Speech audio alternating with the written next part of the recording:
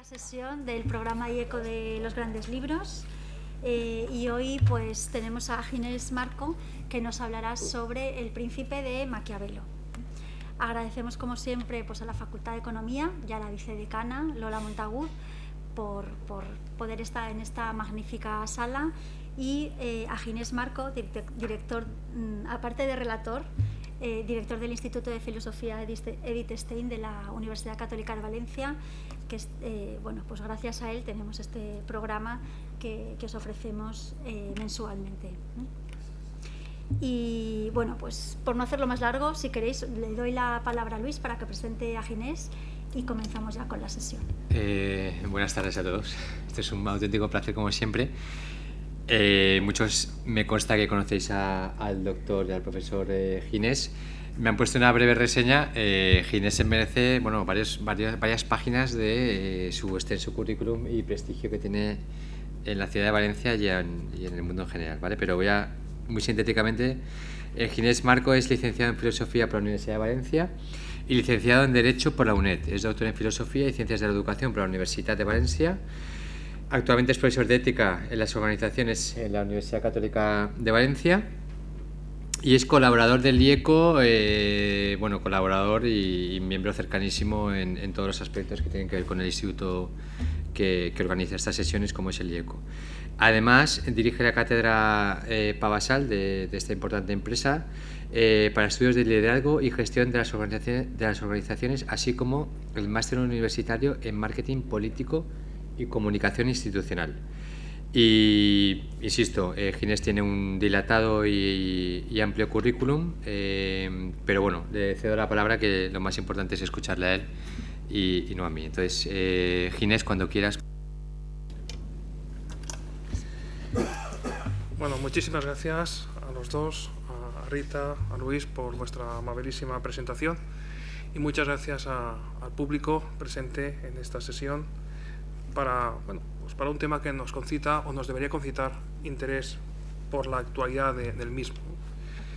Me estaba planteando si hacer una reflexión sobre la vida social y política actual en España o analizar El príncipe, y no sé dónde me quedo, porque puedo ir de un lado a otro sin solución de continuidad. Es difícil encontrar una obra clásica que tenga mayor grado de precursión, que suponga una anticipación tan esmerada respecto a lo que está sucediendo 5 siglos después. Es muy difícil. Pero yo creo que ese es uno de los grandes retos que proporcionan, y valga la redundancia, los grandes libros, que es la actualidad, la perennidad del fenómeno, que nos ayuda a calibrar la historia, a conocernos mejor, a profundizar en los vericuetos de la realidad que nos circunda, una realidad que tiene muchos antecedentes y que algunos consideran que estamos en el fin de la historia. Eso es lo que diagnosticaba Francis Fukuyama, pero bueno, lo cierto es que el fin de la historia también podíamos verlo desde la óptica de Maquiavelo, que marcó un gran punto de inflexión en su época, porque sus contenidos en sus obras, desde luego, no eran ni mucho menos parangonables, no eran comparables tampoco a los de sus filósofos políticos antecesores a la hora de reflexionar sobre la realidad social y política de sus lugares de origen, en Europa en este caso. Y bueno, pues hay distintas claves para analizar El príncipe de Maquiavelo, que es una obra inmejorablemente escrita, que tiene una dificultad grave de traducción y que ha habido muchos intentos bastante poco fructíferos. A mi modo de ver, la mejor traducción es la que aparece en esta obra, en esta segunda edición bilingüe de Tecnos 2019, porque hay un texto italiano, luego hay un estudio preliminar, hay un estudio de contextualización. Creo que es la obra más completa, aunque hay otras ediciones que también lo han trabajado. Yo he trabajado desde luego esta, y también he trabajado una obra coetánea a esta, de Maquiavelo también, los discursos sobre la primera década de Tito Livio, de Alianza Editorial, que es un modo de entender las contradicciones internas también del propio Nicolás de Maquiavelo, porque Maquiavelo no fue un pensador propiamente sistemático e incurrió en contradicciones. pero podemos decir que como para él el fin justificaba los medios, en cualquier caso, pues evidentemente las contradicciones pues eran irrelevantes. Es como cuando se nos dice, bueno, una cosa es lo que dice un gobernante ahora y otra cosa es cuando lo decía cuando era líder de la oposición. Eran dos personas distintas. Bueno, pues se puede decir así en un sentido figurado, pero muchos se lo creen, ¿no? Y el tema es que, por supuesto, es algo que coloquialmente podemos decir que es algo que la gente va metabolizando pues como si nada. Bien, pues hay dos textos que yo he querido seleccionar de la obra del Príncipe, que aparece en la web de IECO y que me ha parecido oportuno resaltar cada uno de ellos porque tienen coordenadas especialmente relevantes y que merecen una atención y sobre todo un trasplante a la realidad de nuestro tiempo.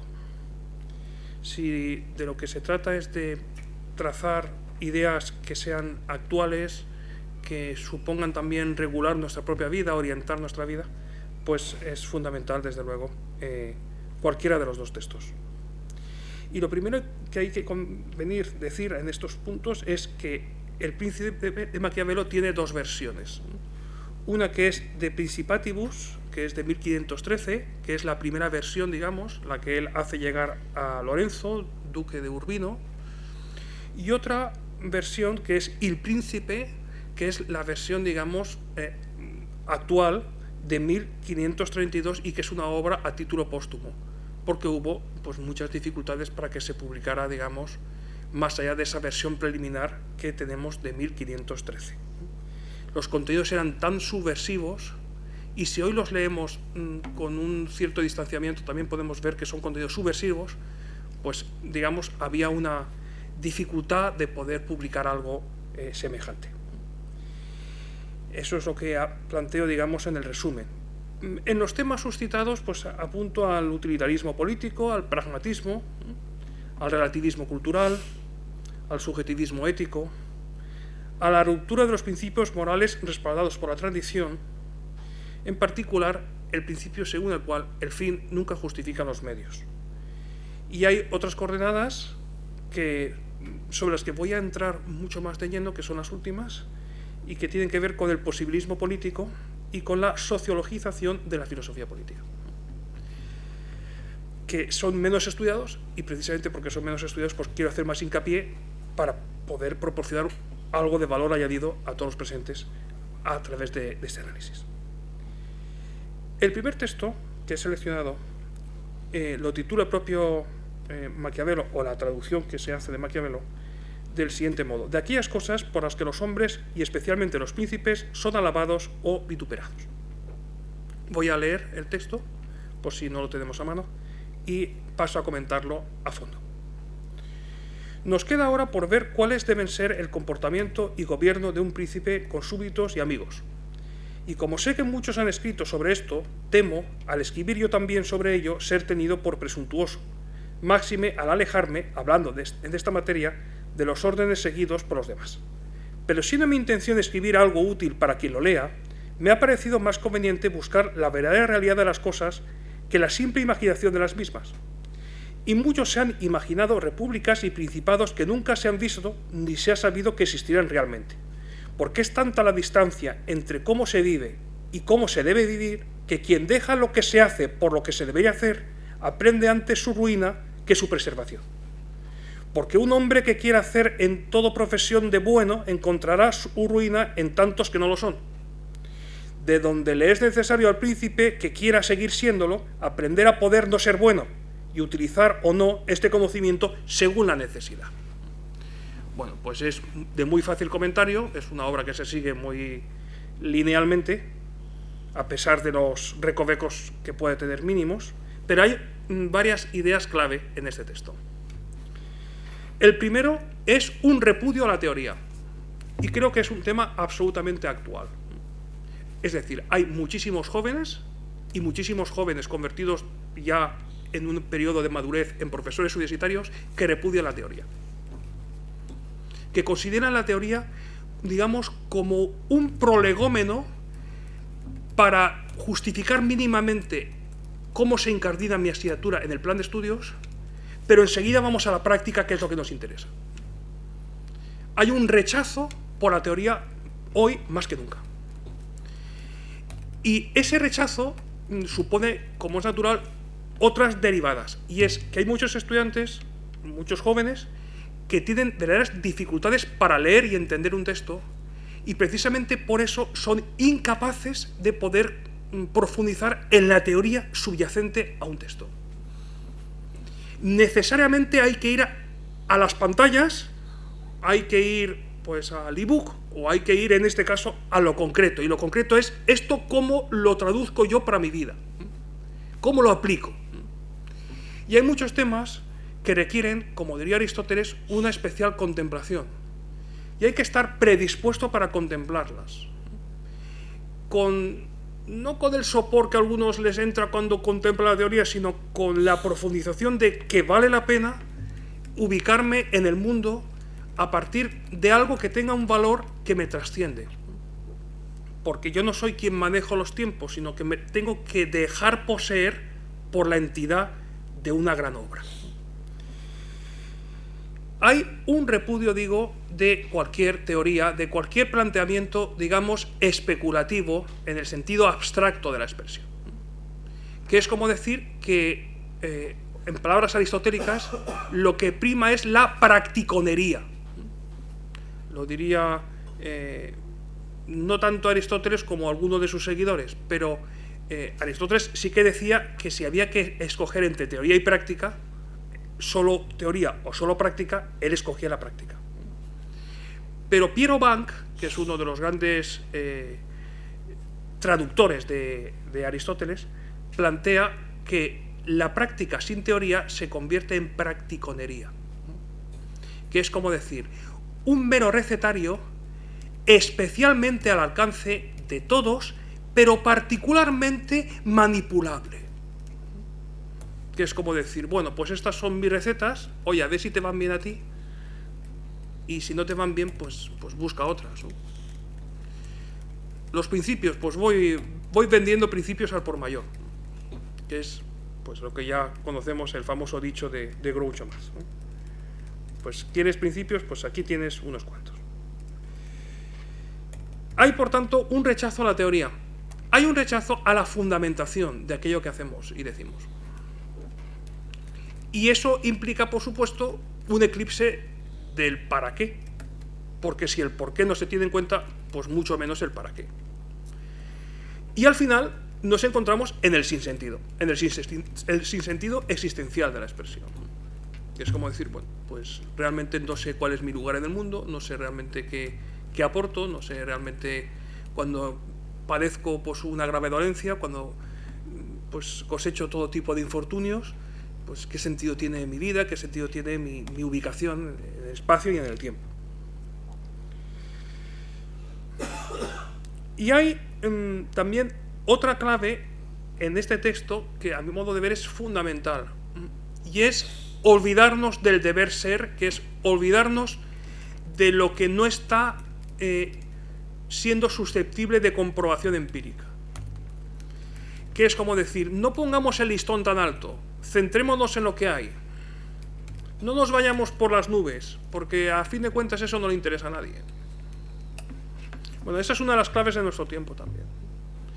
Que es como decir, heroísmos los justos. Vamos a centrarnos en lo que damos de sí, que no es mucho, no elevadas pretensiones, no seamos muy pretenciosos, que realmente no damos para sí tanto el tema, ni nuestra vida, ni etcétera. Bueno, pues es una realidad, a mi modo de ver, que sucede, ¿no? Y hay otra clave que ya aparece al final del texto, y es que fruto de esa distancia entre cómo se vive y cómo se debe vivir, pues Maquiavelo repudia que nos olvidemos del hoy y ahora. Y eso es una realidad que, por supuesto, tiene algo de parte de razón. Porque nos tenemos que centrar en el hoy y ahora. Y a veces incurrimos en dos errores categoriales, especialmente los más jóvenes. Y no solo los más jóvenes. Pues uno es el revisionismo, que es el estar permanentemente mirando hacia atrás. Y queriendo, a través de una memoria histórica, palabra clave de nuestro tiempo, por cierto, pues entender el presente, o incluso ajustar cuentas con el presente.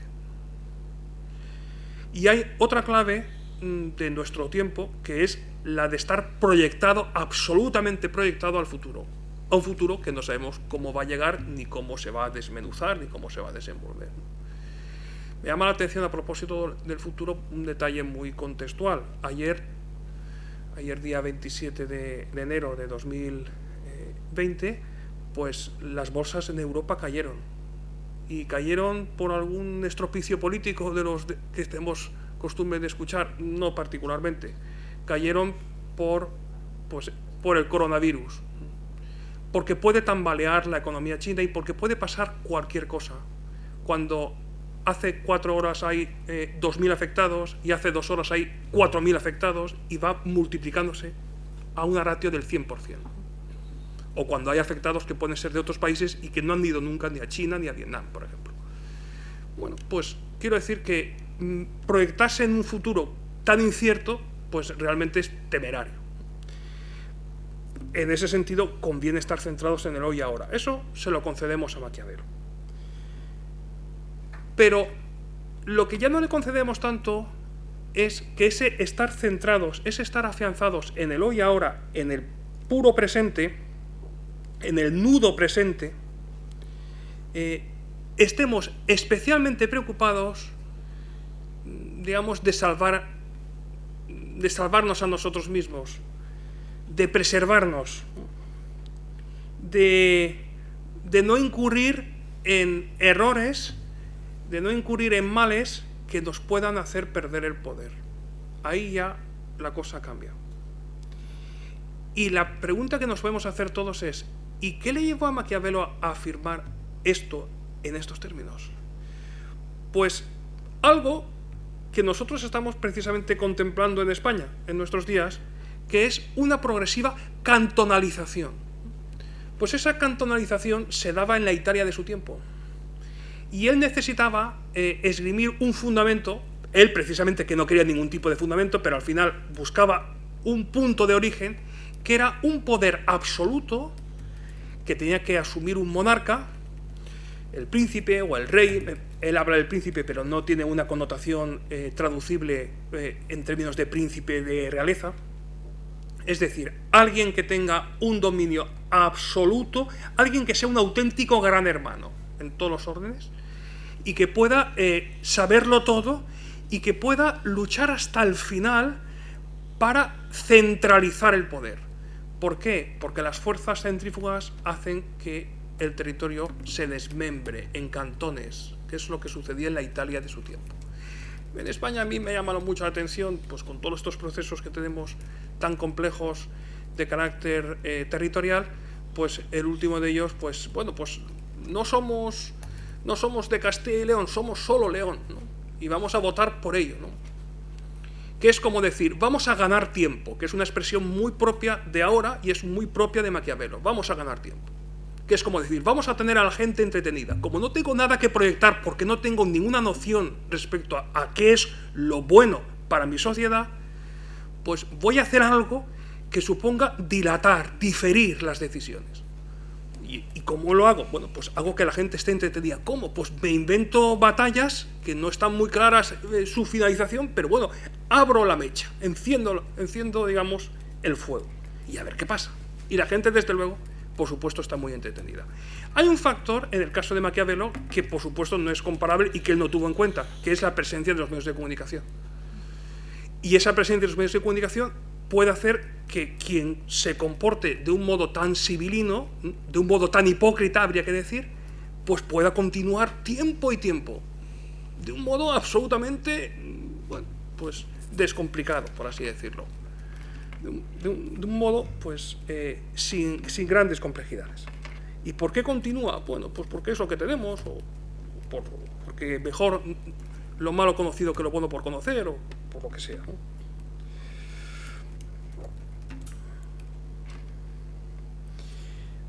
Aprender a poder no ser bueno y utilizar o no este conocimiento según la necesidad. Eso se llama posibilismo, que es como decir que los tiempos los marco yo. Y si no los puedo marcar en un momento dado, pues me adecuo a ellos, me adapto. y digo la versión que tenga que decir, pues según tenga por conveniente. ¿Cuál es el problema? Que a veces uno puede decir tantas versiones, como en estos últimos días que hemos escuchado tantas versiones respecto a, pues a un suceso en el aeropuerto internacional de Marí Barajas, pues que de tantas versiones que uno dice, pues desde luego casi todas pueden ser falsas, o todas pueden ser falsas. Hay otra clave que quiero apuntar a partir del segundo texto, que lleva por título de cómo los príncipes han de mantener la palabra dada. Y dice así: todos sabemos cuán loable es en un príncipe mantener la palabra dada y vivir con integridad y no con astucia. Sin embargo, se ve por experiencia en nuestros días cómo aquellos que han tenido muy poco en cuenta la palabra dada y han sabido burlar con astucia el ingenio de los hombres han hecho grandes cosas, superando al final a aquellos que se han basado en la lealtad. Debéis, pues, saber que hay dos modos de combatir, uno con las leyes, el otro con la fuerza. El primero es propio de los hombres, el segundo de las bestias. Pero puesto que el primero muchas veces no basta, conviene recurrir al segundo. Por lo tanto, es necesario que un príncipe sepa actuar según convenga, como bestia y como hombre. Pues hay muchas claves en este texto, aunque hay una central. Y la central es que Maquiavelo repudia algunas virtudes propias del cristianismo, particularmente la virtud de la humildad. Y en ese punto, Maquiavelo es un auténtico precursor de Nietzsche. Y además habla en un lenguaje que, sin llegar al aforismo nietzscheano, sí que se aproxima bastante al que luego Nietzsche va a desarrollar. ¿Y qué es la virtud? Pues tiene algo de magnanimidad aristotélica, algo, pero sobre todo es sinónimo de fuerza, de carácter, pero carácter, digamos, subversivo. Alguien que cambia las normas, alguien que marca puntos de inflexión permanentemente, alguien que crea una época. Ese es uno de los puntos que quería resaltar. Y otro, también fundamental, sin lugar a dudas, es que a los que actúan bien no siempre les va bien la vida. Y en ese sentido, Kant también tomó en préstamo algunas de estas nociones cuando se resistía a identificar virtud con felicidad al modo aristotélico. ¿Y qué es lo que sucede entonces? Pues que se da una brecha, se da una escisión entre el virtuoso y el feliz. ¿Y el feliz quién es? Pues el feliz es el que consigue hacer un acopio de bienestar. Entonces se habla cada vez más de bienestar y no tanto de bien común, porque cada cual, digamos, tiene su propio modo de entender la felicidad. Al modo kantiano, claro. ¿Y cuál es el resultado? Por supuesto, pues el resultado es la irrupción, a partir del siglo XIX, del liberalismo político, donde el Estado pues no tiene nada que decir respecto a la vida buena de los ciudadanos, que cada cual se gestione su vida como tenga por conveniente. Pero va a pasar el tiempo y van a venir pues nuevos modelos de Estado donde, claro, ¿por qué no influir en los individuos? ¿Por qué no marcarles unas metas? ¿O por qué no suplantar incluso a los individuos? Porque muchas veces no saben lo que les conviene. Que es como decir, yo, el Estado, sí sé lo que a ti te conviene. Y por eso te lo voy a decir. Y voy a decir qué es lo importante y qué no es lo importante en un texto constitucional, para que te enteres respecto al papel residual que puede tener, por ejemplo, el protagonismo de los padres en la educación de los hijos. Es una de los temas en estos momentos más recurrente, que es como decir, el Estado sí que sabe qué contenidos tiene que transmitir en la educación. Y lo que hagan los padres, cuanto menos se interfieran, mejor, porque estorban. Y hay muchos padres, evidentemente, que no dan la talla cuando acuden a un centro educativo porque tienen unas premisas especialmente parciales, egoístas, de falta de claridad, de clarividencia, de visión de conjunto, pero los hijos, desde luego, son administrados en su gestión y en su desarrollo y en su educación por los padres, no son los hijos del Estado. Bien, pues hay también otra clave que quería destacar, y es que hay modos de combatir, y dice Maquiavelo que uno es con las leyes. Pues, bueno, pues las leyes no solo regulan la sociedad, sino que modulan el comportamiento. Que es como decir, cuando yo despenalizo una práctica que es inmoral, pues estoy legitimándola por la vía de los hechos. Estoy justificándola de muchos modos. Y en esa tesitura estamos. El Código Penal se convierte más que nunca en el nuevo código ético de una sociedad. Se habla mucho de Maquiavelo, pero se habla mucho hoy de maquiavelismo. Y la palabra clave que identifica al maquiavelismo es la astucia. Y la astucia significa hoy querer agradar, es una de las claves. Que es como decir, bueno, pues yo quiero por encima de todo no hacer mucho ruido, no generar conflictos, perpetuarme en el cargo y, por supuesto, pues decir a cada interlocutor lo que le conviene decir. Hay contextos en los que eso no es posible. ¿Por qué? Pues porque hay una división social tan fuerte, una división en el seno de la sociedad tan marcada, que es muy difícil que uno pueda agradar a todos, porque las pretensiones de unos son radicalmente opuestas a las de otros. Hoy tenemos también un tema de actualidad, y perdón por hacer tanta mención a temas de hoy, pero me llama la atención sobre todo pues lo que ha sucedido respecto a los índices de desempleo en la EPA, que se ha publicado del último trimestre de 2019. Y hay dos datos que me llaman la atención. Uno, que en España, la Comunidad de Madrid ha sido la que ha creado el 85% de empleo, casi nada. Es un detalle especialmente relevante. Pero hay otro que es especialmente significativo, y es la protesta desde el gobierno de la Junta de Extremadura, porque se han dado cuenta que el incremento del salario mínimo interprofesional no está favoreciendo precisamente la contratación, sino que tenemos 20.000 parados más en Extremadura. Del sector agrario principalmente, obviamente, como no podía ser menos.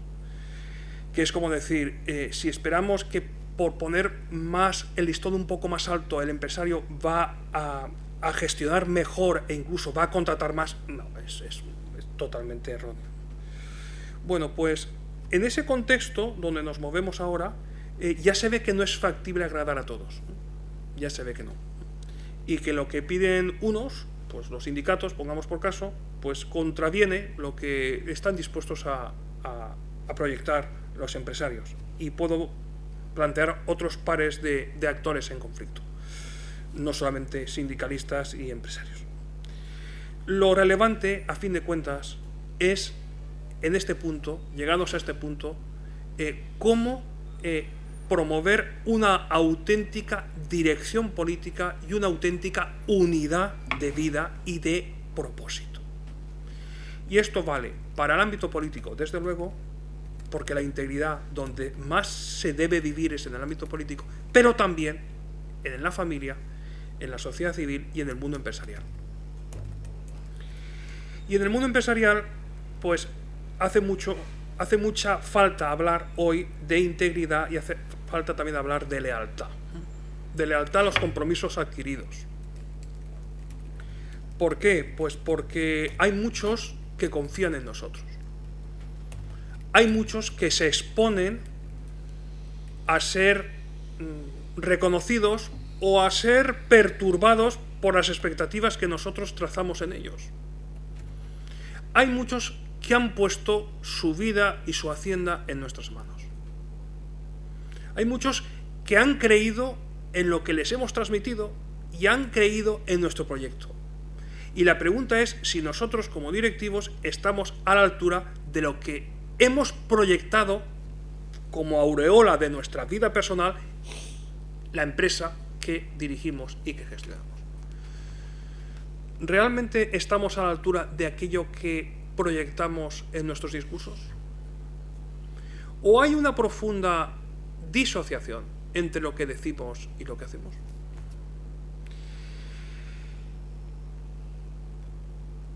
Maquiavelo hablaba en un entorno donde había una profunda ignorancia, es decir, no había los medios que tenemos hoy para enterarnos de tanto, para saber un poquito de tantas cosas y de tantos que están a miles y a decenas de miles de kilómetros de distancia.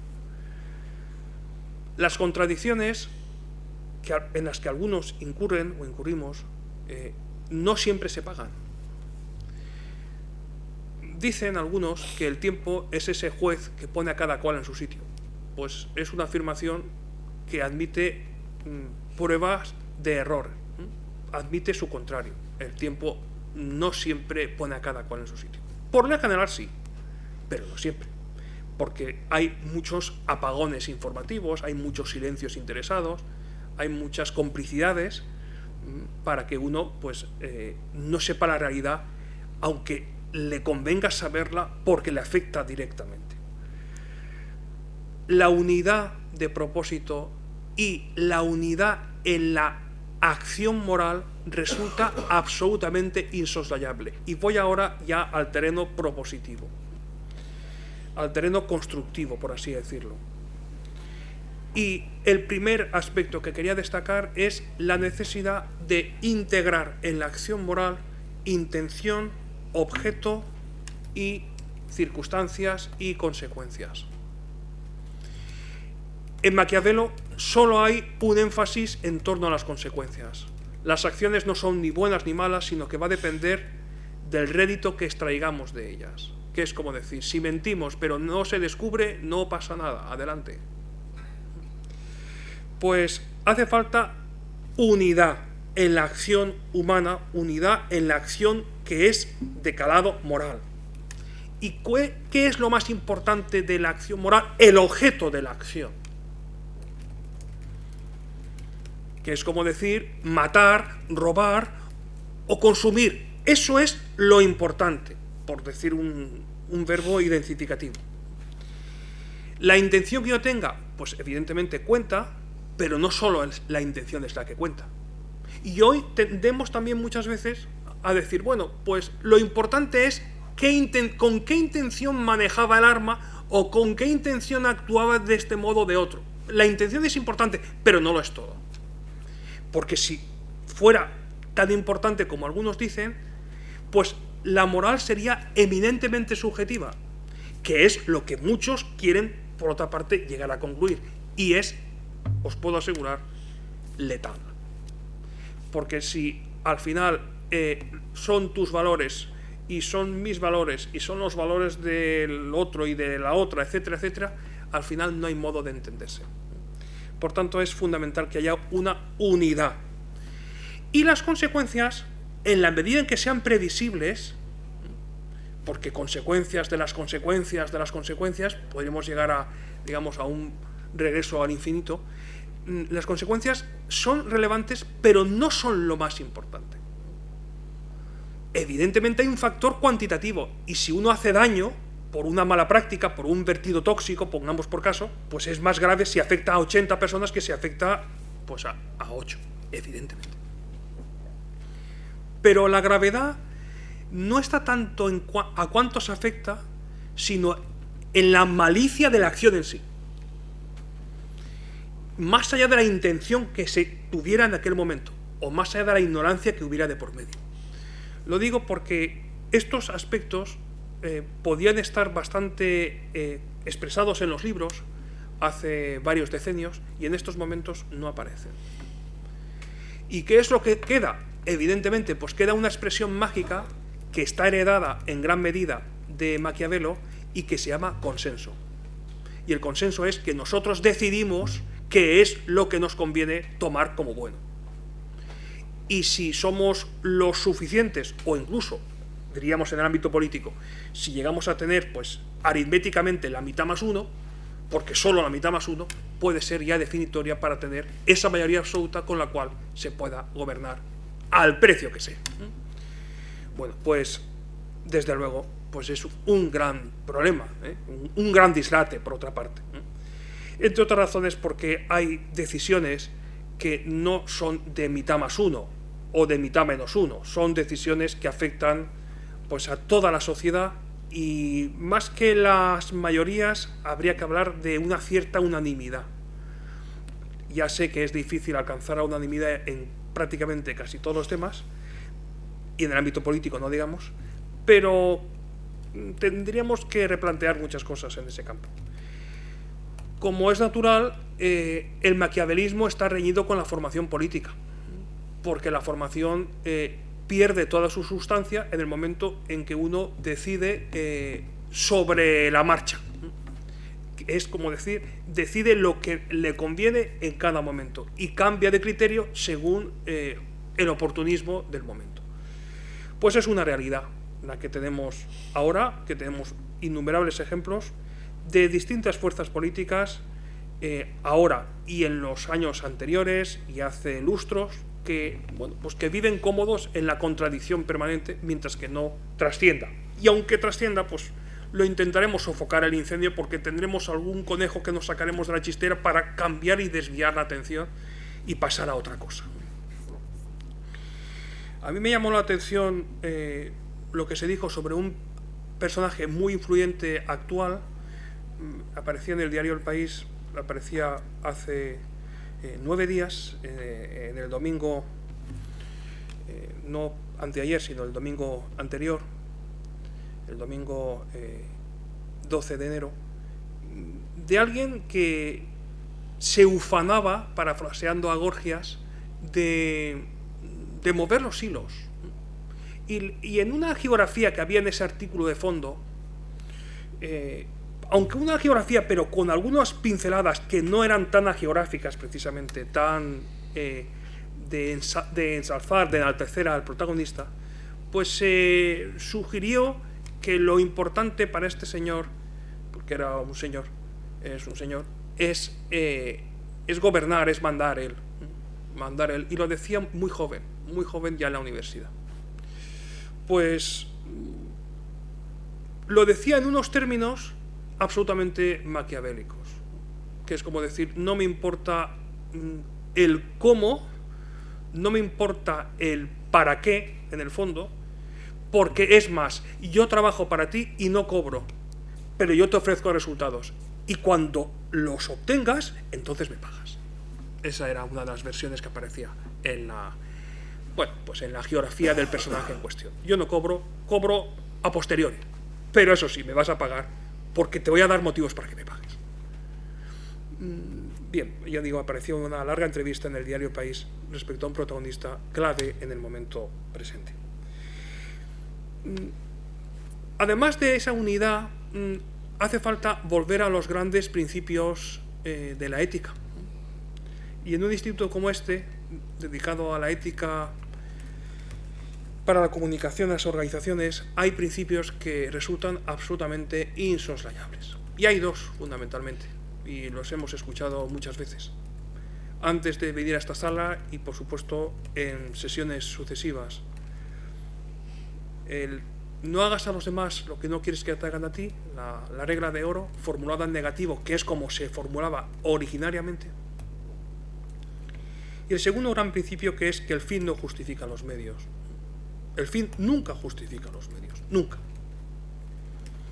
No vale cualquier medio para conseguir lo que te propones, no vale. No es de recibo. No te tienes que salir airoso porque eres tú, y precisamente porque eres tú, pues parece que tienes patente de coso, no. Eso es el gran subjetivismo rutilante de nuestro tiempo, y digamos que Maquiavelo no ha hecho sino proyectarlo en cascada. Y el resultado, como nos podemos imaginar, es la depauperación máxima de la ética, porque la ética para muchos, tal y como se expone también en muchas sesiones universitarias y sobre todo de centros de secundaria, es lo más subjetivo del mundo. Y al final, ¿quién tiene la fuerza? Pues quien pone las notas, quien califica a los alumnos, quien marca el territorio o quien demarca los límites.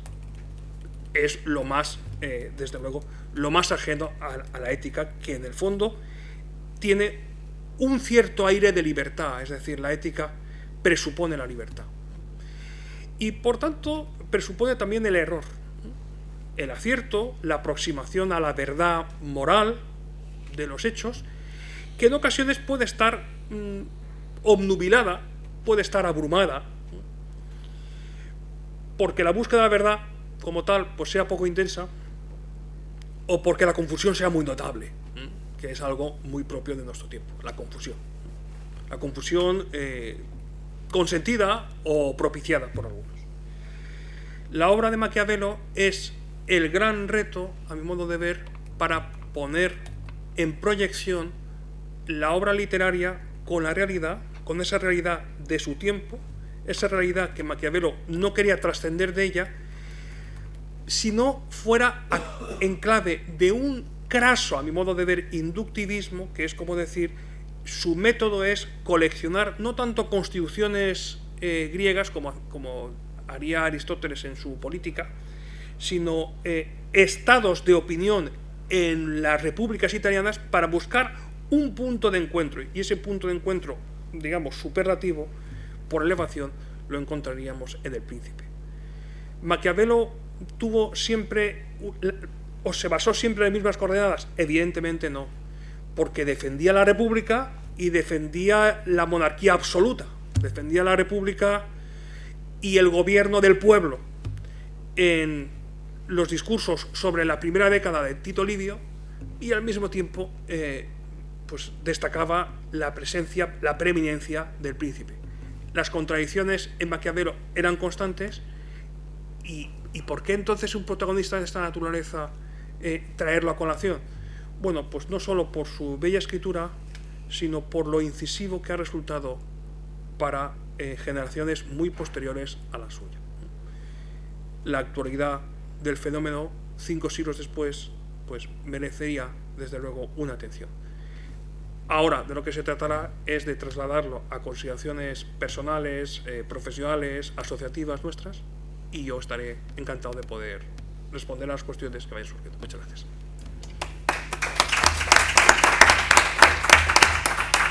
Muchas gracias, Ginés, por tu intervención. Pues abrimos el turno de inquietudes y de preguntas y de diálogo, y disponemos aproximadamente de unos 40 minutos, como siempre. Adelante.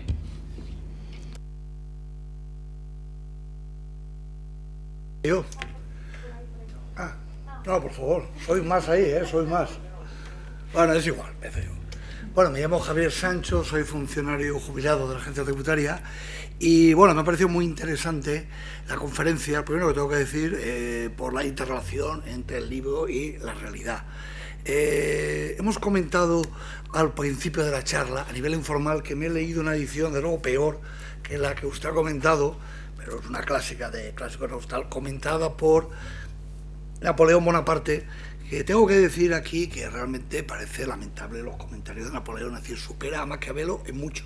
Es decir, si Maquiavelo dice lo que dice y lo que el profesor Marco ha dicho, Napoleón, supuestamente, porque parece ser que igual no escribió él estos comentarios, pero bueno, se le atribuyen a él, son de un egocentrismo de verdad lamentables totalmente. Bueno, dicho eso, yo lo que quería es una cosa un poco tonta, pero me queda, digamos, el que leyendo el libro no he encontrado la célebre frase, en fin, justifica los medios. Yo en el libro no lo he encontrado. Es decir, está claro que se deduce de los principios maquiavélicos. A lo mejor está en los discursos sobre la primera década de Tito Livio.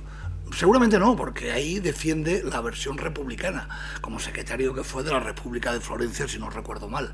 Pero entonces quisiera preguntarle al profesor Marcos si realmente esta frase está en el libro y yo no lo he encontrado, o simplemente es un principio maquiavélico que los exégetas de él a posteriori, digamos, han puesto como norte y guía de su modo de pensar. Esa es la pregunta. Pero, muchas gracias. Pues muchas gracias, Javier, por la intervención y por el interés que muestras en estas sesiones una tras otra. Y bien, pues hay desde luego un apunte de Maquiavelo que no es explícito sobre ese principio que yo he extraído, que está en tela de juicio en la obra de Maquiavelo, sino más bien pues precisamente en el texto 2. El texto 2 dice que, puesto que el primero, en referencia a combatir con las leyes, muchas veces no basta, conviene recurrir al segundo, que es el empleo de la fuerza. Por tanto, cuando no hay límite, en el fondo significa que el fin justifica cualquier medio.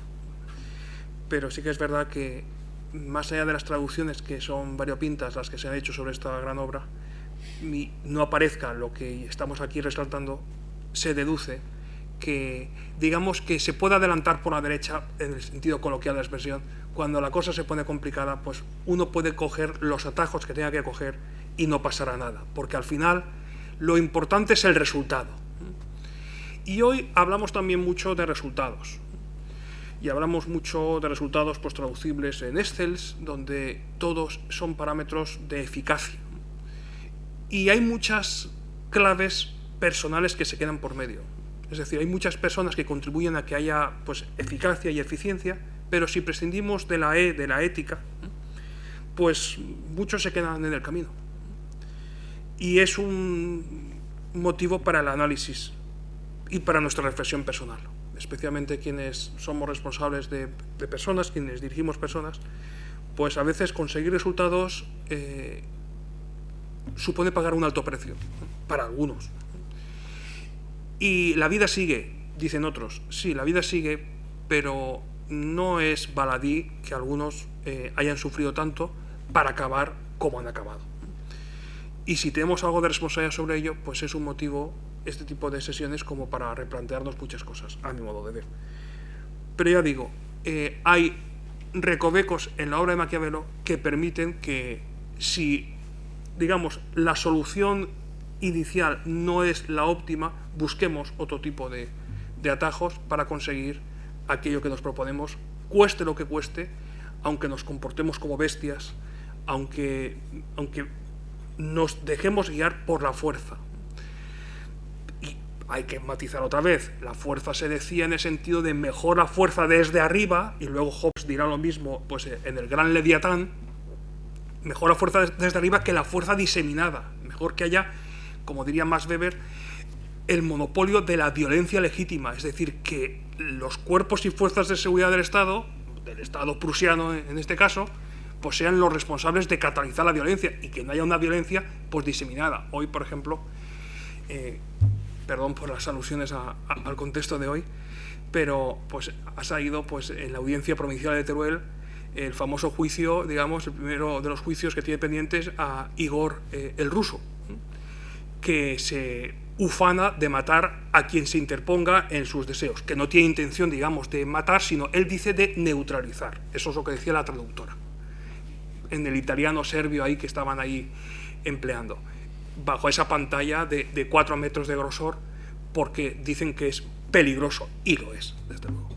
Pues, bueno, pues digamos que vale todo en su caso, porque ha vivido de forma silvestrada, por supuesto con armas automáticas, que se ha sacado de su pasado paramilitar, según él, en el ejército serbio, y bueno, pues se ha llevado a unos cuantos por delante y ha destrozado familias enteras, en Italia y en España, y no se sabe si habrá habido otros casos, todavía por esclarecer. Pues bueno, pues es un motivo para pensar lo que implica el uso de la fuerza. Mejor que la fuerza reside en los cuerpos y fuerzas de seguridad del Estado, aunque pueden incurrir en abusos, por supuesto, porque tiene una elevada responsabilidad. Y la formación que recibe no siempre es acorde a la elevadísima responsabilidad que tiene. Eso también hay que decirlo. Que es como decir, se exige mucho de ciertos profesionales, pero tampoco es que se les dé tanto para lo mucho que se les exige, por lo mucho que tienen que rendir cuentas ante la sociedad. Pero ese es un tema que nos podría llevar muy lejos.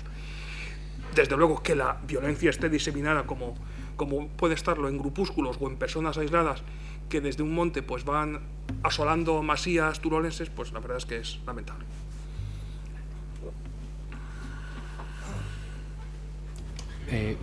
Por favor, si puedes utilizar el micro por la grabación y si te presentas, perfecto. Sí, mi nombre es Arturo Gradolí y tengo formación científica y también filosófica, histórica.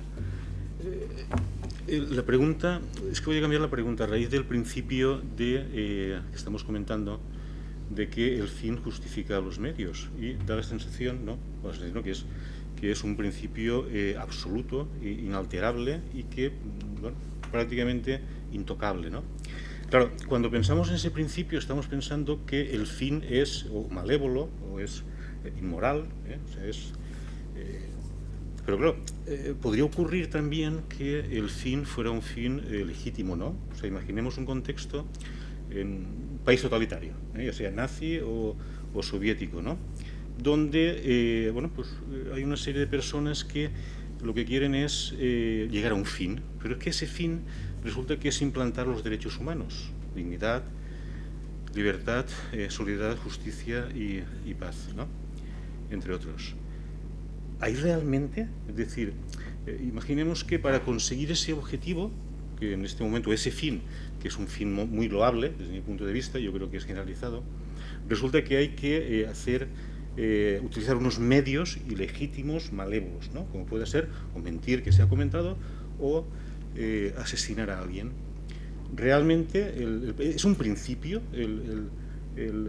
el fin justifica los medios, o es un principio siempre y cuando el fin justifica los medios, cuando el medio es ilegítimo. Es que me da la sensación de que igual que en el caso de que no existe realmente, es decir, está implícito, ¿no? Pero bueno, las versiones hay muchas, ¿no? Ese principio dentro de la obra de Maquiavelo, bueno, pues sabemos que ha ocurrido muchas veces con otros autores como Adam Smith, por ejemplo, que se han atribuido principios que realmente luego no existen. Mi pregunta es, ¿realmente es tan absoluto ese principio de el fin justifica los medios? Y ya casi la anterior, ¿realmente Maquiavelo era tan maquiavelista? Interesantes las cuestiones, por supuesto, y voy a procurar responderlas. El fin no justifica los medios, o el fin nunca justifica los medios, es el principio por excelencia. El fin justifica los medios es, digamos, la tergiversación, digamos, del principio en cuestión. El fin no justifica. El fin nunca, por eso quería aclarar eso. Sí. El fin nunca justifica los medios. Tiene dos coordenadas. La primera es que fines buenos no se sostienen con medios malos empleados al servicio de ese fin bueno, y viceversa. Medios buenos no convierten en bueno un fin que es malo. Pero voy a hablar en dos claves: proporcionalidad y gradualidad. Yo creo que esas son las dos claves que quería destacar. Es decir, tiene que haber una proporción entre fines y medios que se empleen. Y tiene que haber también una ley de gradualidad, que es como decir, aunque quieras fortalecer, como dices, los derechos humanos de forma universal en un entorno donde lo más desconocido son precisamente los derechos humanos, pues será prudente, que es una de las virtudes éticas por excelencia, que no pretendas voltear, como dirían en Sudamérica, el escenario de un momento para otro. ¿Por qué? Porque las revoluciones no siempre son congruentes con la ética. Raras veces lo son, mejor dicho.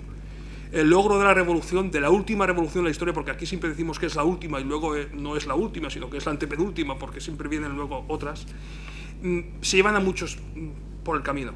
Por tanto, considero que tiene que haber una cierta proporción y sobre todo gradualidad en la exigencia, que es como decir que la exigencia moral en el fondo es una exigencia en forma de plano inclinado, que es como decir que a medida que vas saboreando el humus moral, a medida que vas conociendo el ethos, el entorno en el que te mueves, se te puede exigir más. Difícilmente estos principios son de suma cero, que es o todo o nada. Y en ese sentido podría haber algún resquicio que dices, bueno, entonces no es tan absoluto. Más que absoluto, de lo que se trata es de llegar a ese principio, pero no ponerlo en cuestión de buenas a primeras y que cada cual, digamos, pues cada uno considera que todo monte es orégano. Hay que llegar a un punto, digamos, donde el subjetivismo se rechace por absolutamente insano, moralmente hablando, y de ahí no significa que haya que exigir a todos por igual y del mismo modo, sino que hay que emplear una pedagogía moral. Por eso Aristóteles hablaba tanto, Maquiavelo jamás lo ha hecho, de educación moral. ¿Por qué? Pues porque hay que estar preparados para poder familiarizarnos con aspectos que resultan especialmente relevantes. Pensemos, por ejemplo, en la adopción internacional o en la acogida de niños que están en una situación pues dramática, que están en una situación pues sin techo, sin familia y bueno, pues que como sabéis pues también tienen coordenadas políticas este asunto bastante complejas por la violencia que hay y, por cierto, por lo que ha sucedido recientemente en un centro de acogida de Baleares, donde ha habido una prostitución, digamos, institucionalizada. Que es como decir, si el Estado asume la paternidad de esos hijos, veamos el resultado. Ese es el resultado. Alguien me puede decir, pero es que es un ejemplo muy concreto. Ya, pero bueno, es indicativo. Porque los responsables de ese centro no son personas, digamos, particulares. Es el Estado como tal. Es el gobierno de Baleares, con todo lo que ello conlleva. Es muy grave, porque, en fin, es un clamor la prostitución de menores que puede haber ahí. Y que se ha aprobado de múltiples maneras. Y que, por supuesto, eso requeriría depurar responsabilidades penales a gran escala. Pero lo que quiero decir es que tiene que haber, pensemos bien, la acogida de niños que vienen pues de distintos países, pues en vías de desarrollo muchos de ellos. Bueno, pues es muy difícil transmitirles principios, una moral de principios. No se trata de transmitir moral de principios. Los principios van de suyo. Lo importante es, digamos, las virtudes que fortalezcan el carácter y que vayan ensamblándose en esa personalidad que está en fase de construcción. Y cuando esas virtudes se hayan asentado, entonces pasaremos a los principios. Pero aquí no se trata de decir, bueno, pues como decimos muchas veces en el ámbito sanitario, los principios, pues, ¿cuáles son los principios? Pues los principios son beneficencia, no maleficencia, autonomía y justicia. Y ahí tiene usted los 4 principios. Y haga usted los encajes que quiera y a partir de ahí tome decisiones sanitarias. No, el asunto no es así de fácil. O de complicado según se mire. No es una cuestión de aplicación de principios.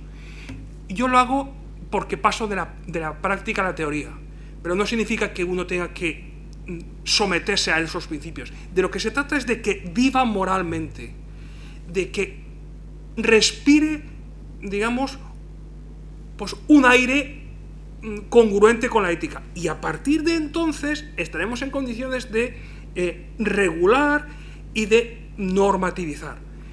Pero a mi modo de ver, normas sin virtudes y sin profundizar en los bienes de la persona humana son lo más extrínseco del mundo y lo más inhumano incluso. Por tanto, es una cuestión, digamos, de adaptarse. Pero vamos, me ha interesado mucho su pregunta. Enrique, tienes la palabra que has pedido. Hola, buenas tardes. Me llamo Enrique Usina, soy maestro jubilado. A mí, sobre el príncipe, lo que más me ha llamado la atención es la forma en la que está concebido. No está concebido en absoluto como un tratado político, no está concebido como un estudio de cómo debe de ser la buena gobernanza de un Estado, en absoluto. Parece más bien el manual de autoayuda del príncipe. O sea, hay que tener príncipe como gobernante, el gobernante. Parece más bien eso. Y por eso, claro, eso sí, basado en la gran experiencia que como alto funcionario tenía Maquiavelo, porque había estado siempre muy cerca del poder, muy cerca de los gobernantes y conocía ya todas las cuestiones, ¿no? Y está basado en lo que yo personalmente le he llamado una psicología intuitiva y una sociología intuitiva, que creo que coincide con lo que usted ha dicho también acerca de la sociologización de la filosofía política. Efectivamente,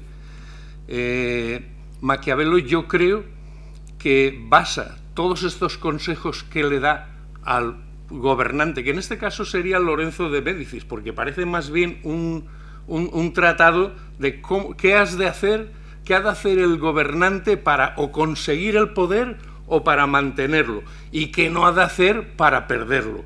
Y se conoce todas las triquiñuelas que le podrían llevar a fracasar en su intento de adquirir el poder o en su intento de aumentarlo, o en su intento, en definitiva, de mantener el poder. Eso es de lo que se trata el Príncipe. Por eso yo lo considero un manual de autoayuda.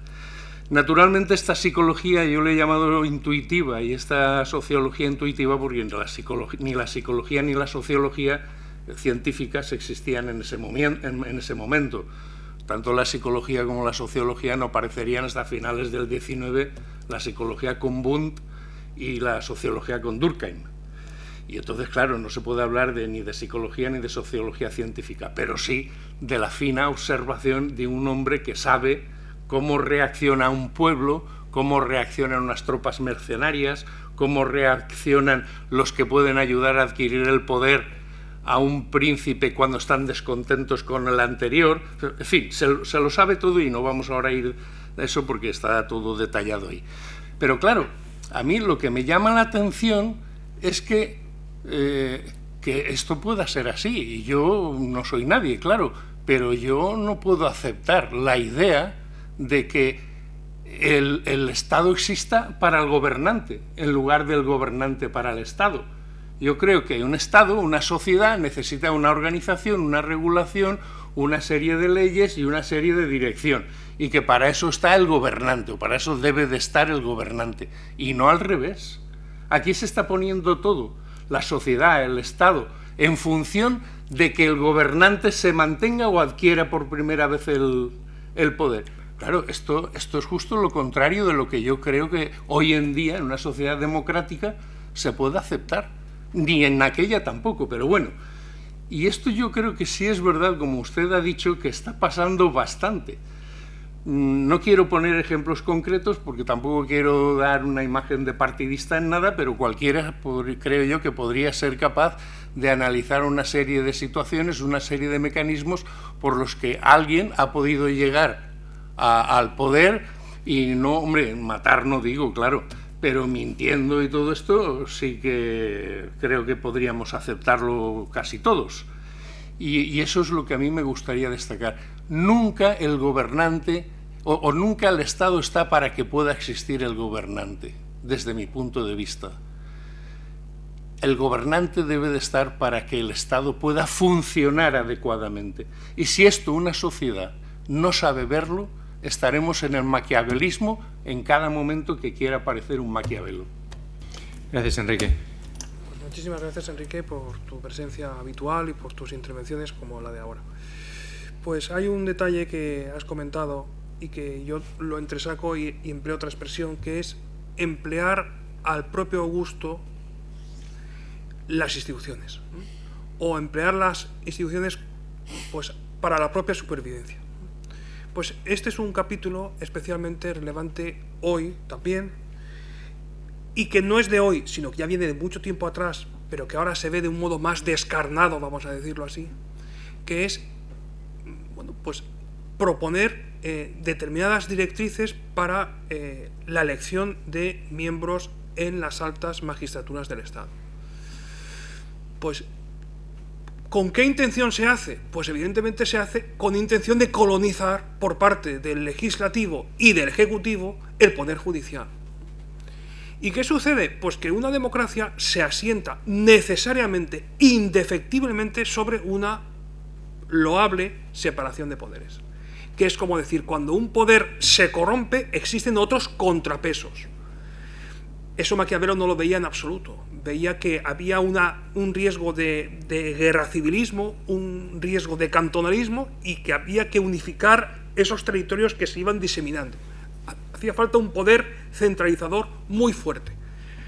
Y en nuestro tiempo, pues podemos estar en una situación bastante extraña, que es por una parte favoreciendo el cantonalismo y por otra que el poder central pues se preserve de injerencias, llaman, de los jueces. Ahora se habla mucho pues de la politización de la justicia o de la judicialización de la política, y a mi modo de ver una forma de utilizar el poder en un sentido espurio claramente es manejar los hilos de quienes han de estar al frente de las más altas magistraturas del Estado.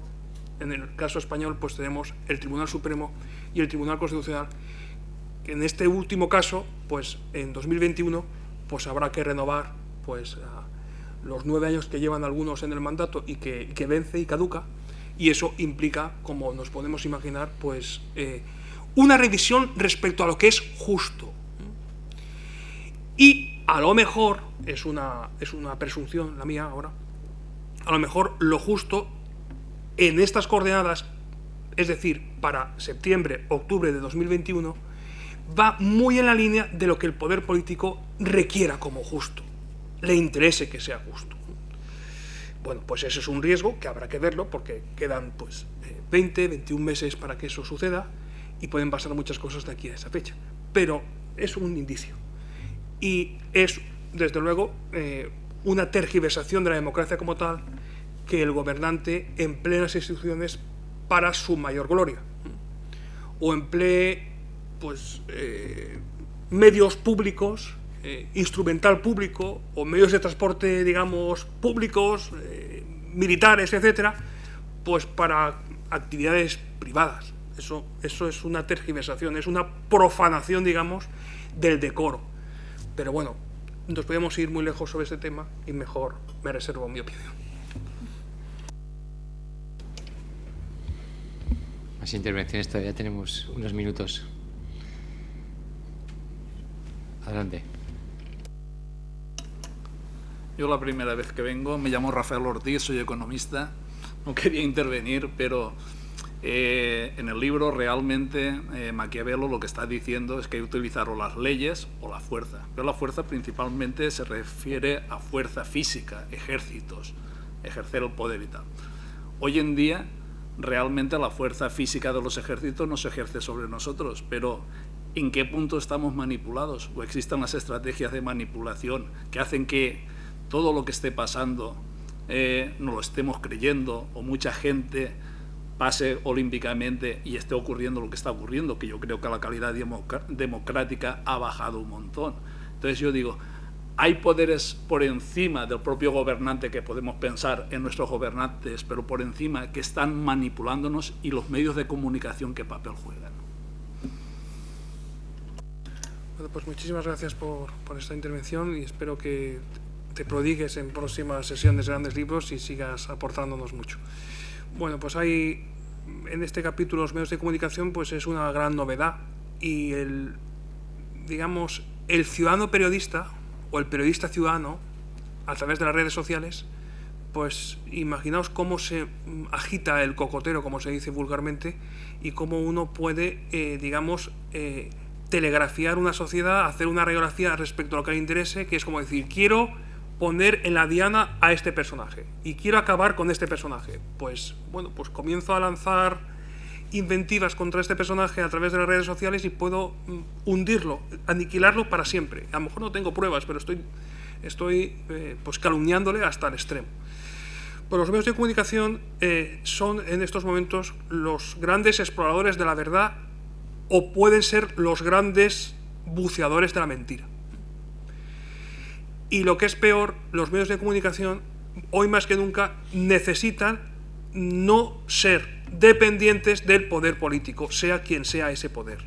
Que es como decir, los medios necesitan tener libertad a la hora de no estar dependiendo de subvenciones que cada año concede el poder político. Porque cuando eso sucede, pues tenemos como correlación necesaria y lógica, por otra parte, dentro de la lógica maquiavélica, tenemos apagones informativos, que es como decir, contrasto titulares. Y digo, bueno, pues hay formas de decir las cosas, desde luego, pero hay titulares que no se compadecen unos con otros. Pero eso siempre ha pasado. No, lo que está pasando ahora es algo mucho más grave, y es que en muchos casos hay apagón informativo, que es como decir que la noticia no aparece, y si aparece, aparece en un margen de la página par número 22, 24 del medio, y no en la primera página. Y eso, desde luego, incita a reflexionar mucho, a mi modo de ver. ¿Qué es lo fundamental? Pues que establezcamos la idea de límite. Eso lo decía mucho el filósofo alemán Robert Spemann, fallecido en 2019. La idea de límite, que es como decir que nosotros nos autorregulamos o admitimos límites legítimos, porque no todo vale. Y si tengo que informar a los demás, no tengo que depender de lo que el poder político me diga que informe o que silencie, porque ya no soy creíble en ese caso. Y en muchos casos tenemos pues territorios donde la gente vive como si no pasara nada. A mí me llamó mucho la atención, creo que lo he dicho alguna vez, me llamó mucho la atención lo que sucedió, pues uno de los últimos asesinados por ETA, ¿no? Que era un industrial, un ingeniero, y que jugaba dominó, y que eran pues 4 los que jugaban en un bar, y que un buen día pues falleció porque le pegaron un tiro a este señor, y los compañeros pues estaban jugando al dominó al día siguiente y aún no había sido enterrado el amigo, el supuesto amigo. Pero con total naturalidad, que es como decir, vamos a ver, aquí estamos atemorizados, sí, pero es que el riesgo tampoco nos matan tantos, porque proporcionalmente más matan en Madrid que aquí en Vizcaya, por decir algo. Y claro, cuando entramos en esa lógica, pues evidentemente pues es una lógica de una frialdad terrorífica, de una lógica pues ajena a todo espíritu convivencial, por supuesto, porque es como decir, bueno, pues si le han matado, pues algún mal habrá hecho, ¿no? Algún delito habrá cometido o algún estropicio habrá hecho. Pues en ese contexto hace falta la luz, y la luz de la verdad que no se impone, que se propone, y los medios de comunicación, y aquí pues en esta cátedra nos preocupamos mucho de la luz que proporcionan los medios de comunicación, pues es una luz para esclarecer muchos comportamientos que son tortuosos, que son manifiestamente mejorables, y algunos que son rayanamente delictivos. La ética de la comunicación es uno de los grandes capítulos, y los periodistas pasan a ser pues agentes especialmente influyentes en nuestro tiempo, que derriban gobiernos, que promueven gobiernos y que traspasan y trasvasan sus límites. Pues que sean un cuarto poder puede ser incluso razonable, pero que se quieran erigir en primer poder ya es más tendencioso.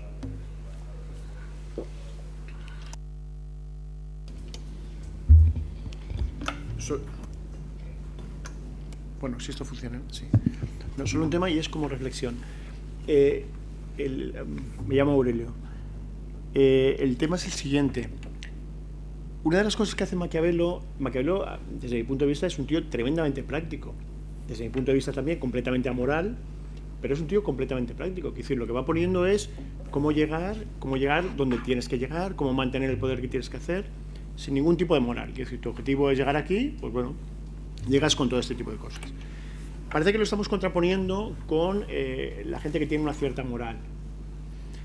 Pero, y ahora me vuelvo al presente, me da la sensación de que la gente con moral empieza a tener, y no me meto ya dentro de ellos, empieza a tener una cierta perspectiva de que van a perder.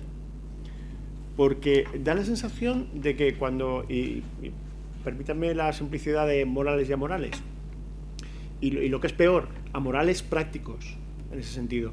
Es decir, cuando hay posibilidad, los amorales suben, llegan y hacen lo que tengan que hacer. Y entonces, en palabras de que yo no digo que vaya a ser amoral o no, pero lo que dicen es, no, tenemos que llegar a las instituciones y tenemos que meter a nuestra gente que estén ahí. Porque cuando están ahí, cuando nosotros nos tengan que retirar, ellos seguirán en las instituciones. Entonces, da la sensación de que luego llegan los morales, y de verdad que no estoy intentando decir derechas e izquierdas, sino una forma de pensar y en general, ni siquiera es para el tema de España. Pero la moral llega, se pone, se ancla, lo tiene, llega el moral y respeta el juego, ¿vale? Ya te he ganado medio metro. No sé cuándo, pero yo llegaré otra vez y volveré y te volveré a ganar.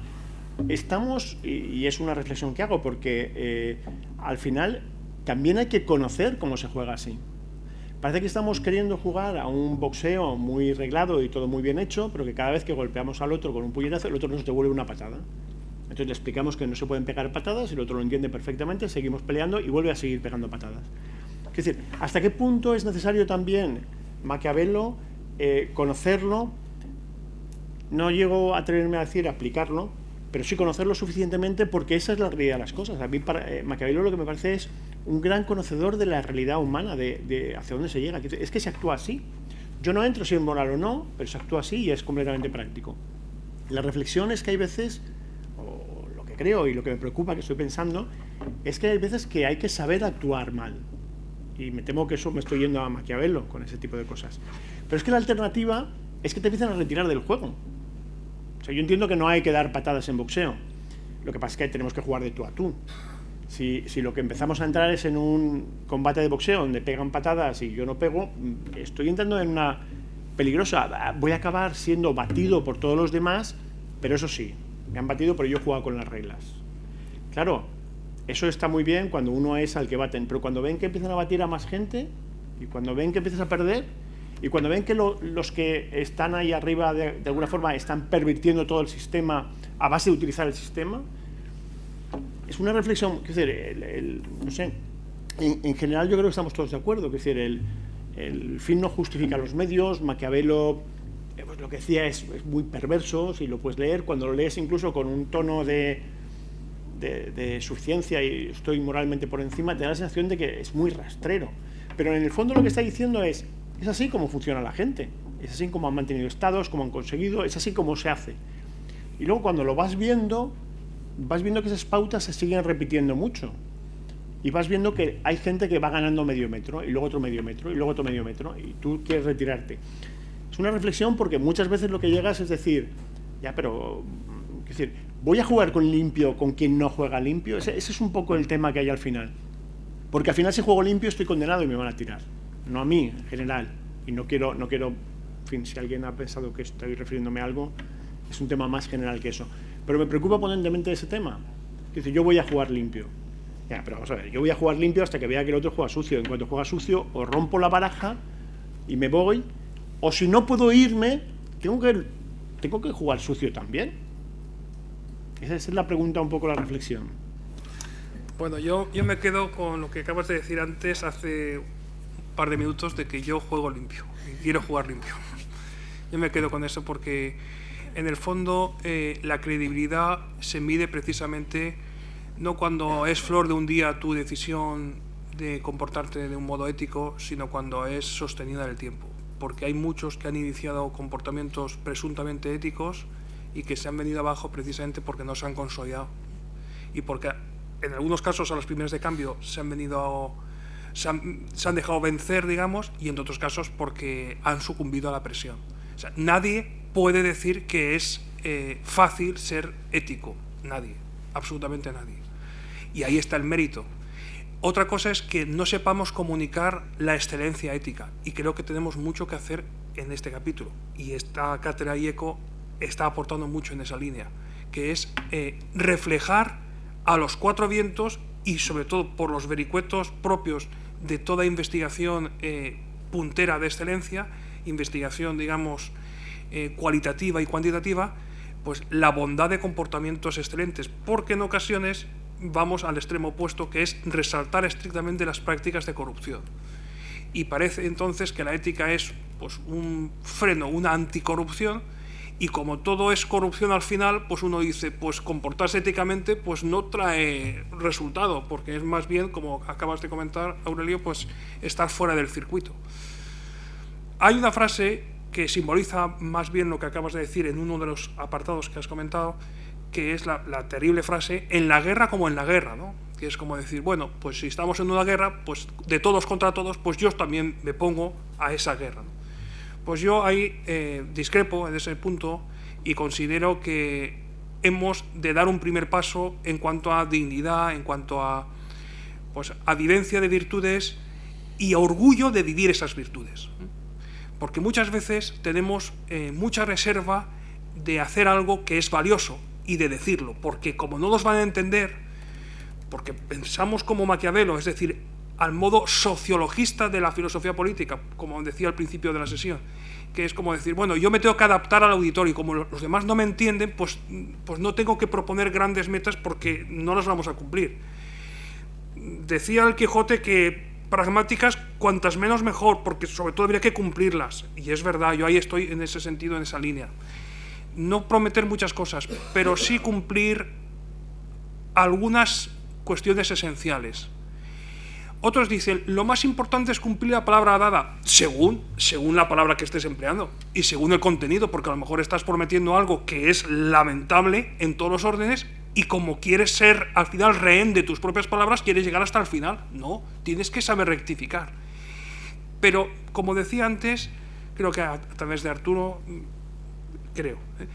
La ética no es una cuestión de o todo o nada, no es una cuestión de suma cero, de todos ganan o todos pierden, es una cuestión de que hay que buscar un punto de equilibrio, pero a mi modo de ver hay una expresión muy coloquial en el ámbito empresarial que sí que es fundamental, y es no ceder en dignidad moral. Porque la dignidad, digamos, tiene una doble acepción.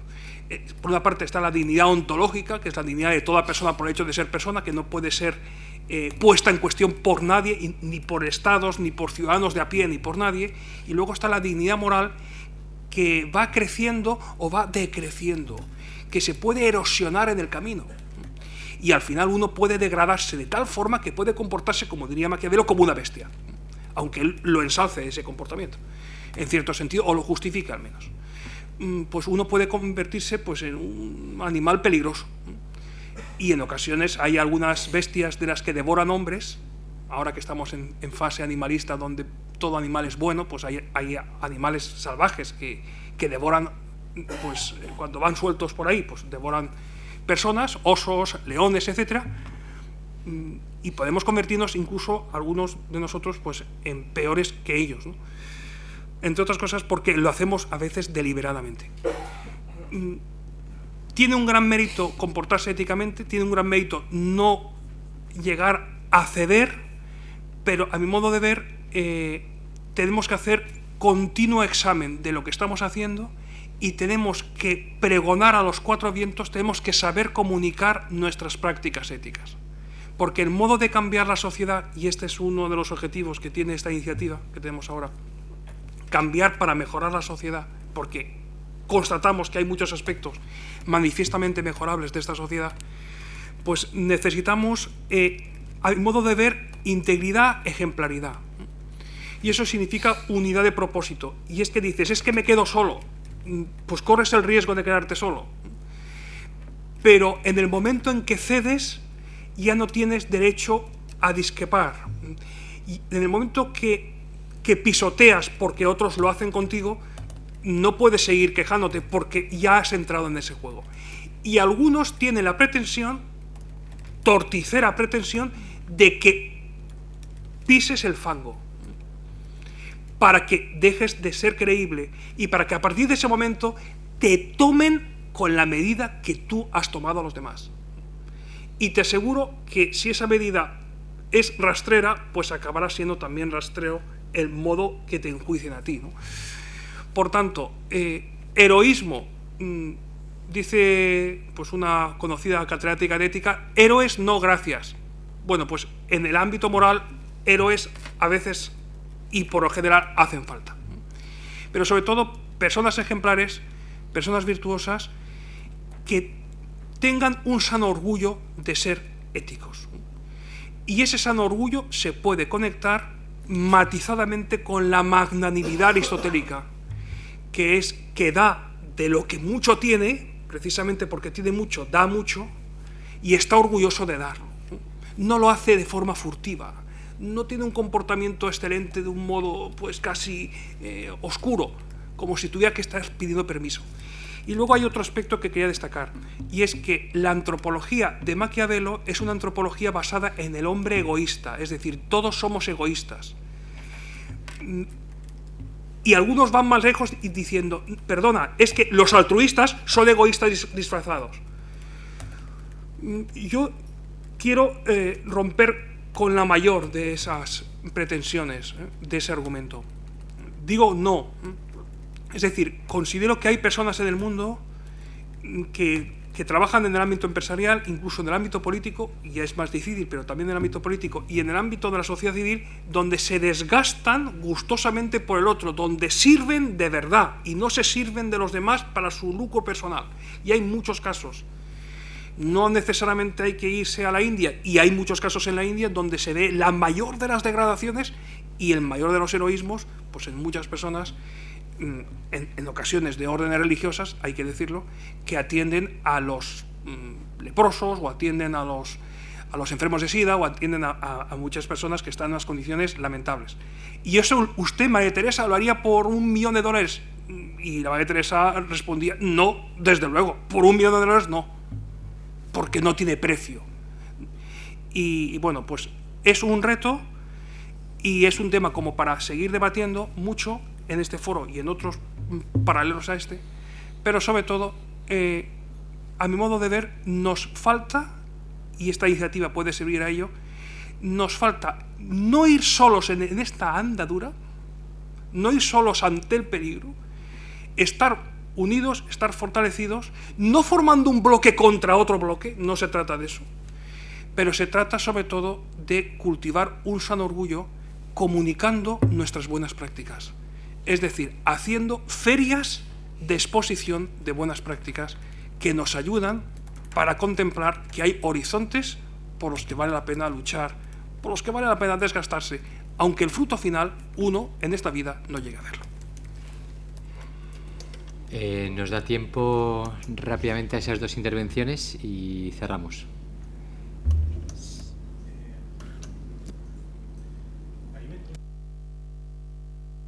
Lo que sí que os pido, por favor, es brevedad a estas dos intervenciones. Sí, lo que pasa es que encajar Maquiavelo en su época con la época actual, porque hay muchísimas diferencias, como han salido aquí. De hecho, hay una que Aurelio creo que ha dejado caer más o menos, que es el aspecto empresarial, que es el que quería...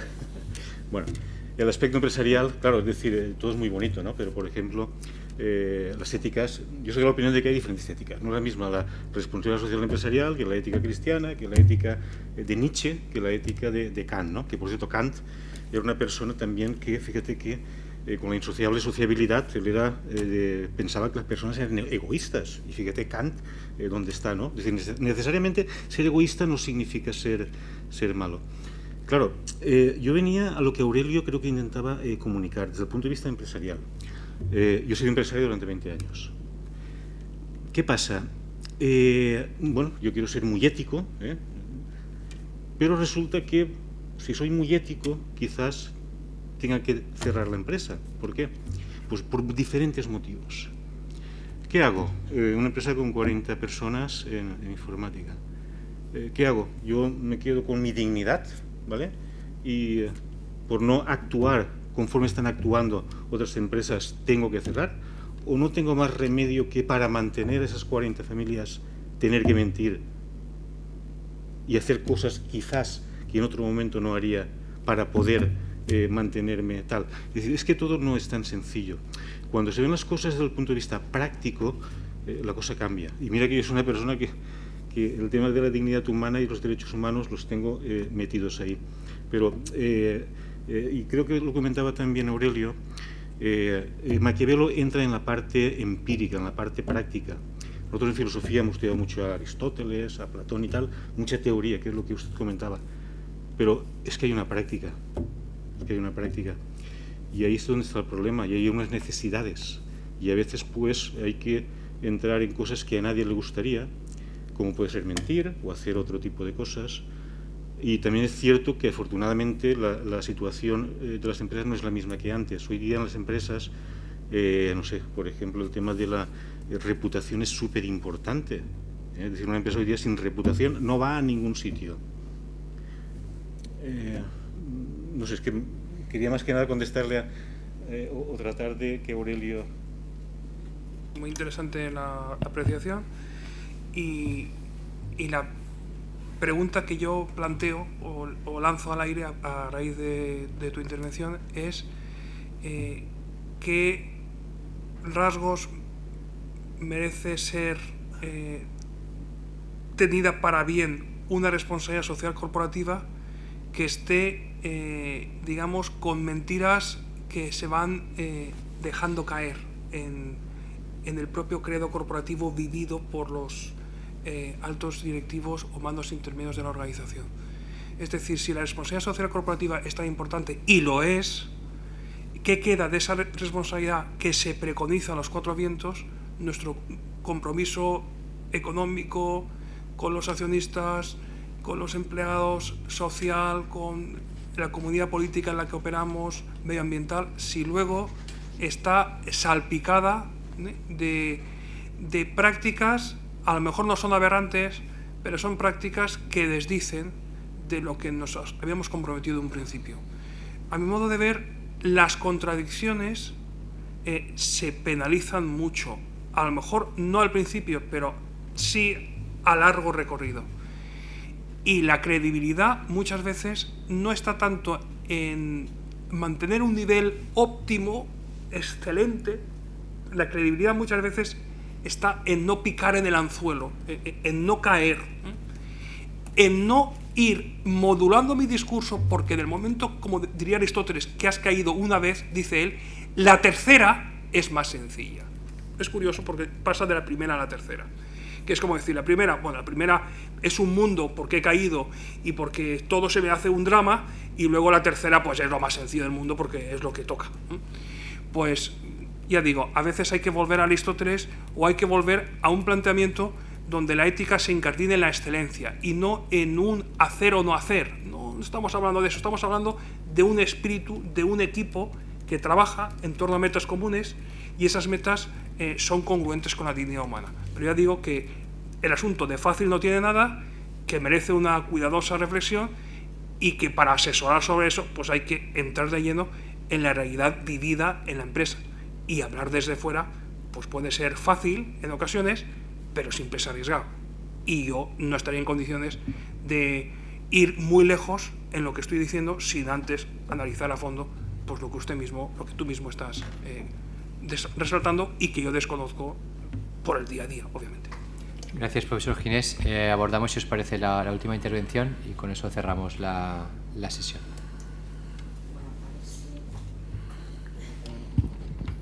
No tengo muy buena voz. Quizás es un poco una reflexión después de haberte escuchado, ¿vale? Bueno, soy cuca y me dedico a la formación, ¿vale? En habilidades y en las empresas. Entonces, esta reflexión no va con referencia a esto que estabas hablando de las empresas, pero sí va en la inquietud a resaltar varias cosas, como te he entendido por una parte que hay como una diferencia de ética, y hay veces que no hay una coincidencia de esos valores o de esa ética. Yo creo que hay muchísima diferencia entre lo que yo estudié, ha estudiado mi hijo, y de lo que veo que yo aprendí y he aprendido de él. Con ganas de llorar en ese sentido, ¿vale? Con decir, madre mía, lo que le han enseñado a él, a diferencia de lo que me enseñaron a mí. Independientemente de la ética moral, de la moral cristiana, etc. Lo que sí que me preocupa es que has dicho parece ser que a los que actúan bien no siempre les va bien en la vida. Y yo creo que esto sí que se les ha enseñado, que a los que no actúan bien les va bien en la vida. Porque no me he encontrado con esa situación, pero sí que me he encontrado con padres, cuando yo daba clases en institutos, en lo que esto es lo que les han enseñado a los hijos. La autoridad la tengo yo, no la tiene el profesor, y a los que actúan bien no les va tan bien en la vida. Y discutir frente a profesores determinadas situaciones éticas y de moral y de valores de muy difícil asimilación, cuanto menos para mí. Con lo cual, ante la situación actual de todo esto que están diciendo van a enseñar a los niños, ¿no? Los padres, aquí el poder lo tiene el Estado, te vamos a enseñar qué es lo que a ti te va bien, sin haber, entre comillas, el consensuado qué es lo que un padre quiere para un hijo y qué es lo que el padre ve bien o mal. Eso me preocupa, porque creo que parte de nuestra situación con determinadas regiones en España ha sido a causa de 20 años de adiestramiento. Y lo digo, me preocupa mucho. ¿Qué va a ser lo que se les va a enseñar y qué nos vamos a encontrar dentro de 10, 15 años? Eso me preocupa. Y luego, claro, uniéndolo parte de lo que tú has dicho, y un poco haciendo broma, es si sabían lo que les iba bien, ¿por qué no lo han empezado a hacer antes? Es muy curioso. Y han dejado que haya una generación como la de mi hijo sin haberse enterado, ¿verdad? No lo entiendo. Si tú sabes que está bien, parte de tu obligación como profesor es esa, o como maestro es esa, ¿lo sabías antes? ¿No lo has hecho ahora que ya está la situación como está, es cuando empiezas a aplicarlo? Entonces, eso me llama mucho la atención. Y luego tampoco me he informado mucho en esto, ¿no? Todo esto que se va a explicar tiene que ver con esa unidad de acción moral que tú has dicho, que tiene que ver con la intención, el objetivo y con las consecuencias. ¿Van a enseñar la generalidad o van a enseñar las consecuencias? ¿En qué sentido? ¿Van a partir de las consecuencias para explicar lo anterior? ¿Dónde está la estructura de esto? Entonces ahí es lo que me llama la atención después de haberte oído, y fundamentalmente porque a mí el tema de valores lo utilizo muchísimo en las formaciones que hago, y es una inquietud que yo tengo importante, sobre todo por el contraste, ¿vale? Bueno, pues muchas claves apuntas. Muchas. Y sería difícil para mí poder responder a todas ellas ahora, pero voy a intentar alguna de ellas, al menos. Sí que es verdad que algunos que se comportan virtuosamente no son felices o no viven muy felices, decía Kant. Bueno, pues hay que analizar el conjunto y sobre todo una vida entera. Y evidentemente si uno recibe hachazos, pues no puede estar, o es difícil que esté sonriente, como si nada, incluso llevándolo a un lado pues especialmente positivo, constructivo. Pero eso no significa que haya que descalificar al virtuoso como el pacato, como el mojigato, como alguien que es reprimido, que es lo que se ha podido entender a partir de esa deformación de la virtud que se entendió en la Prusia kantiana y después en la Inglaterra victoriana. Que es como decir, bueno, pues aquí el que más sabe sobrevivir, ese es el mejor, o el que mejor vive, o el que más feliz resulta. Porque ya sabemos que hay muchas felicidades y muchos éxitos efímeros, muy aparentes, y mucha gente que sube y que luego baja, pero baja a veces en cascada, en catarata. Por tanto, hay que ser especialmente cuidadoso en ese capítulo. Has comentado también otros temas que a mí me resultan de especial enjundia, ¿no? Lo que acabas de decir en cuanto a la educación. Hay algún profesor bien conocido aquí en Valencia que dice que hay dos tipos de personas, ¿no? Los que no tienen claro nada y los que lo tienen todo demasiado claro.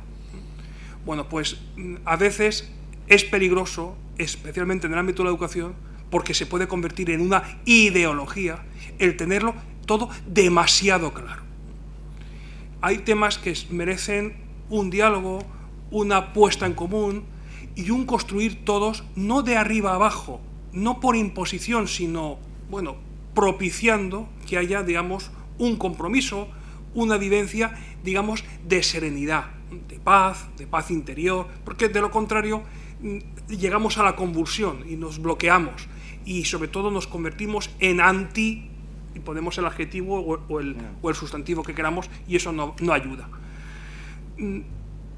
Creo que la educación es una de las asignaturas pendientes que no necesariamente se van a resolver con una nueva ley, y habrá dentro de otros años pues una siguiente ley, y así podemos estar en una situación, digamos, de incertidumbre para los jóvenes con los cambios de planes de estudio, pero sobre todo a mí me preocupan mucho los contenidos de la educación y me preocupa mucho el absentismo y la indiferencia de muchos padres respecto a esos contenidos, y me preocupa mucho también pues que algunos docentes se extralimiten.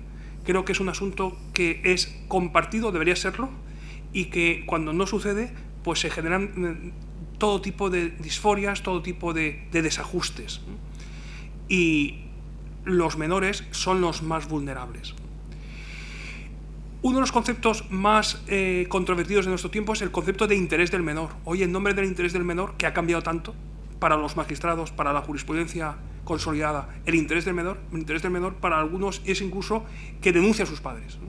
Y a eso vamos, ¿no? Que el menor se arrogue la posibilidad, como menor emancipado, aunque no haya cumplido en este caso pues la mayoría de edad, pues de impugnar el comportamiento de sus padres sobre él porque lo considere particularmente lesivo. Pues si ese es el modo, la pregunta es ¿y qué alternativa hay? Evidentemente hay padres que desdicen, padres que abusan, padres violentos, pero también hay hijos violentos.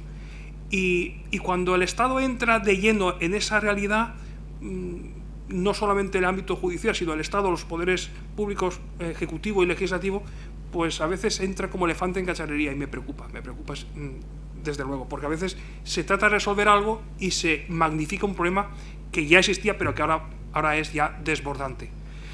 Y luego pues hay una clave fundamental en lo que sugieres, y es la necesidad, digamos, de, más allá de que haya una ética que se enclava en un contexto y por tanto hace hincapié del contexto, hay que buscar la necesidad de acudir a una moral con mayúscula, que no esté contextualizada necesariamente, sino que suponga, digamos, un referente en clave pues, de bienes, virtudes y normas.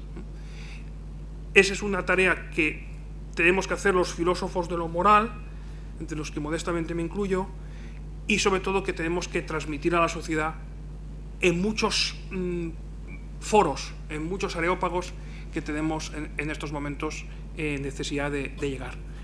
Y el foro IECO, el foro de la cátedra IECO, pues creo que es una muy buena plataforma, precisamente también a través de los vídeos, pues para poder llegar a muchos, y sobre todo no para responder a todas las preguntas que son pues interminables, sino a redimensionar las preguntas y a plantearnos nuevas preguntas, porque cuando queremos a veces responder, como diría Mario Benedetti, cuando queremos responder, nos hemos encontrado que lo que ha cambiado son las preguntas. Pues muchas gracias, profesor Ginés. Bueno, te despedimos con un fuerte aplauso por la sesión que nos has dado. Y como siempre nos emplazamos para la próxima sesión. Sí, la próxima sesión, que es el 25 de febrero, Leviatán, con Tomás Baviera de la Universidad Politécnica de Valencia. Y nada, gracias también a vosotros por vuestras interesantísimas preguntas y vuestras intervenciones, y nos vemos el mes que viene. Gracias.